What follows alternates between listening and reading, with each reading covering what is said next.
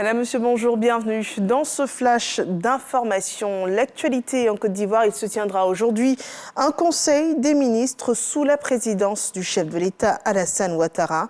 Le compte-rendu de cette réunion est attendu pour cet après-midi et évidemment un compte-rendu que vous pourrez suivre dans nos éditions de la journée. En attendant ce compte-rendu de ce Conseil des ministres, une question, la Côte d'Ivoire est-elle un modèle de résilience économique en Afrique? La question a été posée ce lundi en début de semaine au panel de haut niveau organisé en marge de la remise du rapport 2024 sur le développement économique en Afrique de la conférence des Nations Unies sur le commerce et le développement. Le moins qu'on puisse dire, c'est que la robustesse de l'économie ivoirienne et les performances réalisées par notre pays assurent une résilience malgré la conjoncture mondiale. Élément de réponse dans ce reportage rapporté par Jean-Luc Bangbo. Face à une conjoncture mondiale marquée par des crises multiples, la Côte d'Ivoire peut jouer un rôle moteur dans la résilience économique de la région. C'est l'analyse de la SONICED qui a présenté son rapport annuel 2024 sur le développement économique en Afrique. Le continent africain est un immense terreau d'opportunités, y compris la Côte d'Ivoire. L'économie croît comme il se doit. La Côte d'Ivoire a réussi à créer un environnement économique favorable en investissant dans les secteurs clés comme les infrastructures et l'éducation. Elle a su identifier les secteurs qu'il faut pour diversifier son économie.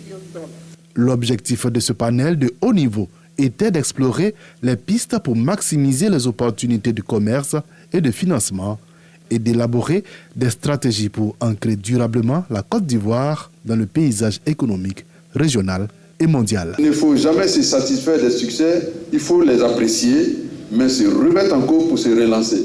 Voici un peu la philosophie d'action que nous retenons. La Côte d'Ivoire, par le PND, a su se doter des moyens nécessaires pour renforcer son dispositif économique en faisant en sorte que toutes les crises que nous avons vécues, la crise du Covid, la guerre en Ukraine et toutes les crises régionales que nous connaissons, ne soient pas un frein au développement de la Côte d'Ivoire. Bien au contraire, nous considérons que ce sont des instruments factuels qui doivent renforcer notre capacité de résilience. Le Premier ministre a en outre mis en exergue le rôle du secteur privé dans la transformation économique de la Côte d'Ivoire.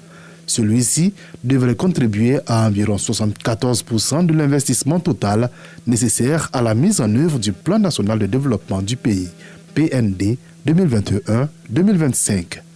La Côte d'Ivoire résiliente se prépare à reprendre ou à prendre totalement le contrôle de l'ex-camp militaire, le 43e BIMA, unité de l'armée française, le 43e bataillon d'infanterie marine, installé dans la commune de Port-Bouët, dans le district d'Abidjan.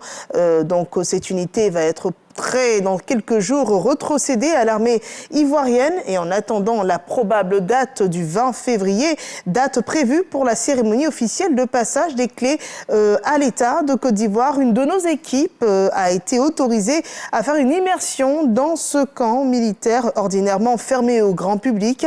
Le constat est qu'en ce moment, il y a des travaux qui sont en cours, des travaux assurés par des équipes du 1er bataillon du génie de Bouaké afin de donner une identité visuelle nationale à ces lieux et vous pourrez dans quelques jours voir une enseigne qui sera même visible depuis une distance de 500 mètres et qui portera le nom du général de corps d'armée Ouattara Thomas Dakin, premier chef d'état-major des forces armées de Côte d'Ivoire. Notons également qu'une centaine de soldats ivoiriens y est déjà installés et mènent sereinement ces différentes activités militaires. Plus de précisions vous seront apportées donc sur cette immersion au cours de notre prochaine édition, donc à 13h. Avant cela, nous passons à l'actualité internationale avec la crise en RDC. L'Afrique du Sud aurait, dans la plus grande discrétion, envoyé des renforts militaires il y a une dizaine de jours dans ce pays, du matériel militaire et plusieurs centaines d'hommes dans la ville de Lubumbashi, loin de la partie orientale où la guerre oppose les FARDC et leurs alliés contre le M23 soutenu par le Rwanda, où l'Afrique du Sud a perdu 14 de ses soldats au cours du mois de janvier. Des renforts qui viennent s'ajouter aux quelques 2700 soldats déjà déployés au sein de la MONUSCO.